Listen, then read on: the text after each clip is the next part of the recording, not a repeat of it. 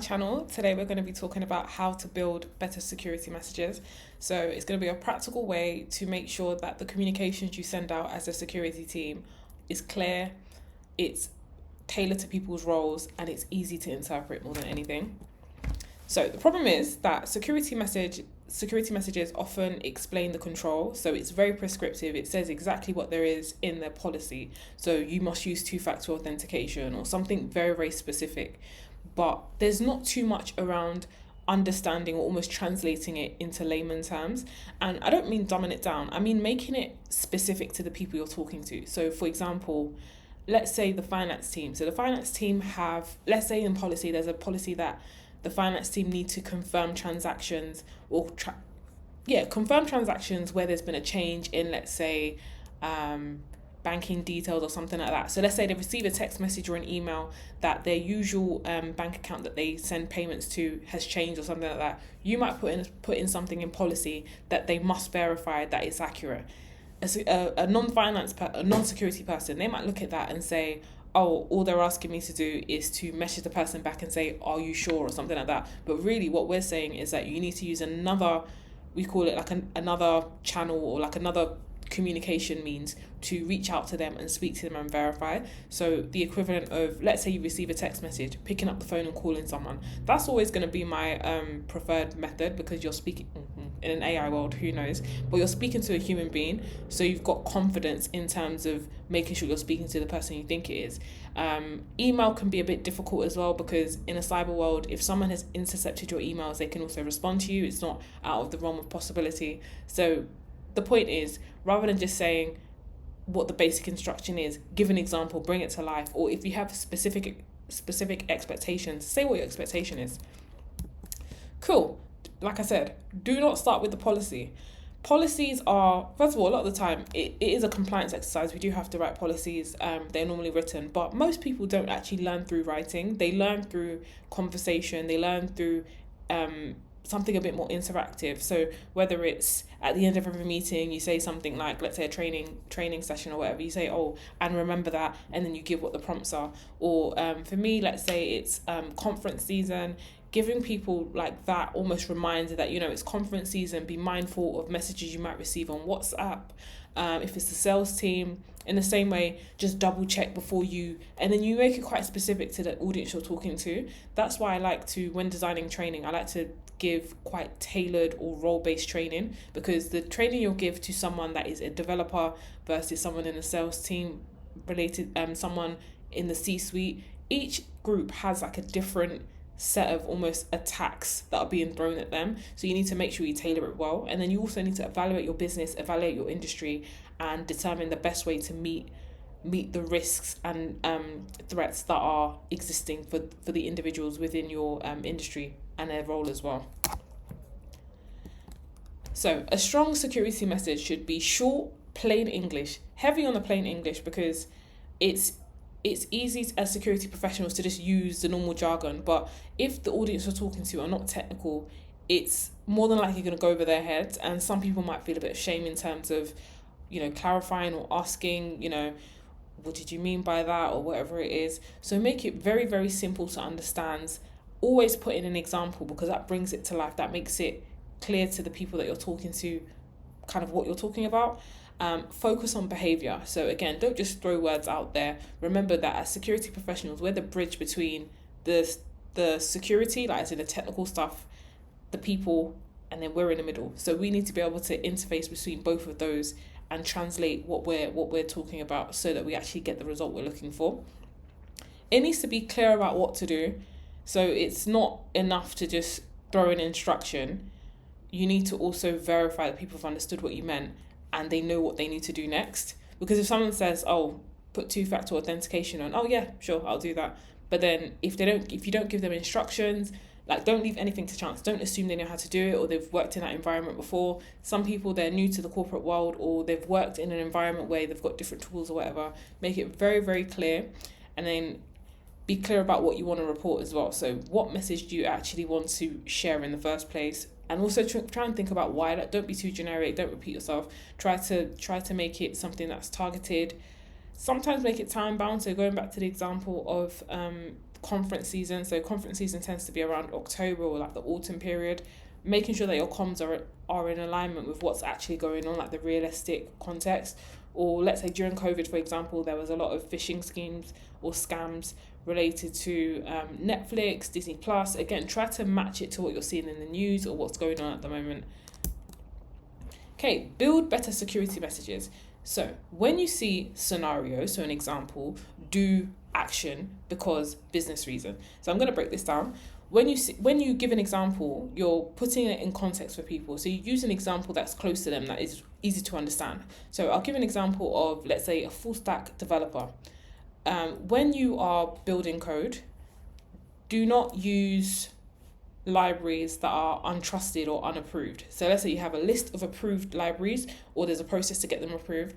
Make sure that you follow that's basically what's in the process, what's in the policy. So start off there, and then the safe action will be use the existing trusted or approved library set.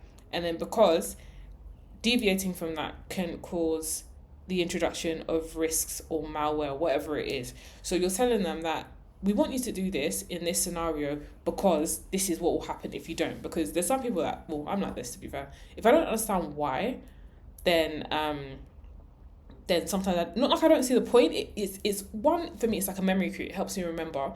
And then secondary to that, it's also a way of helping people understand and apply it in other scenarios. And as a security team, for example, don't feel like someone is just being combative. Sometimes that's just the way they learn. So always have a good reason why. You should have a good reason why you're asking people to do things, but it does help in terms of getting people to understand and also compliance. So I'm going to run through some examples. So access control. Weak messaging would be follow the access control policy. As much as people sign and say and give a declaration that they've read the policy or whatever it is, most people will not read it because it's either they're really, really busy or it's very, very boring. A better message would be use your own account, do not share logins, only request access for what you need to complete your role. So by making it specific, someone could look at it and say, okay, that means I can't borrow my manager's username, I can't share my login with someone else, and then I need to make sure that I'm only requesting things I actually need access for. It becomes very, very context specific, and you have specific things to pin people to and hold them accountable to. Because if you've got like a massive comms out, let's say you've had like a culture change, before it was acceptable to share passwords, now it's not, and then someone turns around and continues sharing logins, it's very clear there that it's something that's not supposed to be done, and there was agreement or communication around it that was specific to that. So it makes it easier to enforce. MFA prompts. So a weak message would be use multi-factor authentication securely. What does securely mean? This message is very vague. It doesn't give like specific things that you can hold people to or specific behaviors that people can actually avoid. So never approve MFA prompt if you didn't request it. So let's say you use Microsoft Authenticator and you see a request that says, like, approve this login or something, but you haven't attempted to make one. That would be something that would be alarming to you if you've specifically been told about that scenario. So in this case, it's saying report it immediately. And at that point, you provide them with information in terms of how to report, where to report, who to report to. But it's very, very specific. It's very targeted. You told them what not to do. And then if they are in that scenario, they know exactly what to do about it, rather than sweeping it under the rug or forgetting about it. Someone can go and investigate. Okay, data sharing. Observe data classification requirements. This is a massive one. I think it's a really complicated topic for people that work within organizations, because it can be, if you work in an environment where it's highly regulated, it could be a minefield actually following it accurately. So something like this, check how sensitive the information is before you share it. So customer, employee, financial, contractual data that needs extra care. You've already kind of like flagged to them on their radar, because most of the time when you're working on something that is that confidential, you do have the awareness of it. But then a follow-up action would be, okay, based on the fact that I know that this is whatever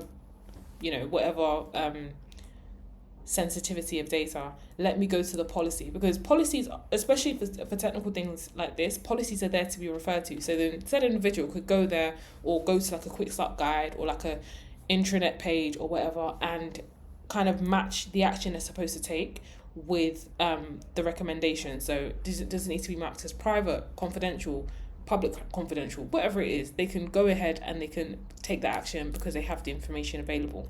But be detailed and kind of put them on guard, is that's the right word? Put them on notice that they need to have a look at that more carefully. Incident reporting. Report incidents promptly. What does promptly mean? Like, it's very vague. If something looks wrong or you think you made a mistake, report it quickly. You do not need to prove it is malicious first. So rather than looking at an email thinking it might be malicious, the first thing, or let's say you've clicked on something accidentally, the first thing you need to do is report it to the security team or report it to whatever approved channels that your organization is running. And by doing that, rather than you trying to like ascertain what you've done is wrong or justify it, you don't need to explain anything. Just say, this is what's happened, give them all the information you have, and then follow what the actual incident reporting process is. But again, that's why you need to work with the security team to raise the alarm so that they can go into doing what they need to do to resolve it. Unapproved tools. Do not use unapproved SaaS. The average person does not know what a SaaS tool is, which is not a problem. They probably use SaaS tools, but they don't know it as a SaaS tool. So if I said to someone a SaaS music subscription, they'd look at me blankly. But if I said Spotify or Apple Music or Deezer or whatever it is, they would be very much aware. So a better message, put it into context. Do not upload company data into tools that have not been approved, even if the tool seems useful or free. The free tools will trip us up every single time because people think, oh, it's free, I'm not costing the company any money, like there's no problem. Yes, there's a big problem actually, because a lot of the time there's data loss that people are not aware of as they haven't assessed the tool. They might not have the security background to accurately assess it. But in any case, it's important that we're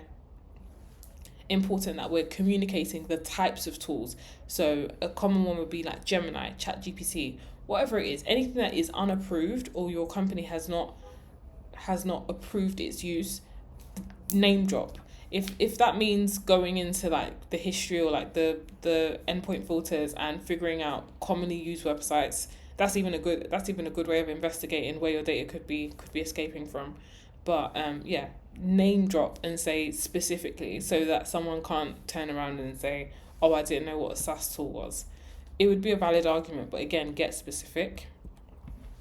Role-based translation. So the same message should be different by team. So for example, in the finance team, verify supplier bank changes before acting. So it's basically just saying, making sure that you check, that you verify if there's been any like change in like banking information. So drawing on the same example as earlier, HR, protect employee records and remove leaver access quickly. So that's referring to like access control, joiners, movers, leavers. And then check for the sales team, check file permissions before sharing customer data.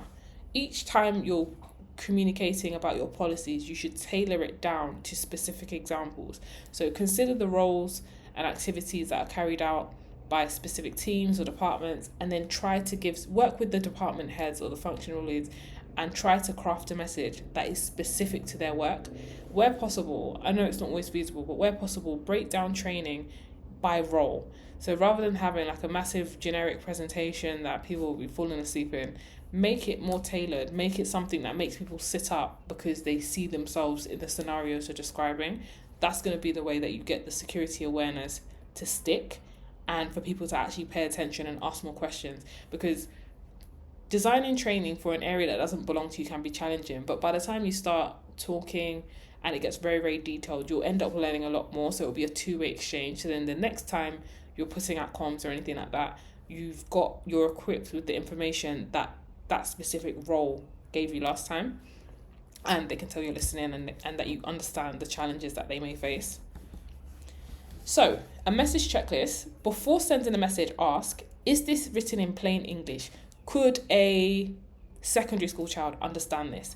Is it simple enough? Does it say what action to take? So this is the so what point. Is it clear what specific action the individual needs to take after hearing the message? Does it explain when to pause? So if there's, let's say, incident response especially, does it tell you specifically, like, don't unplug a computer? Whatever the action is it specific about that? Does it include a realistic example?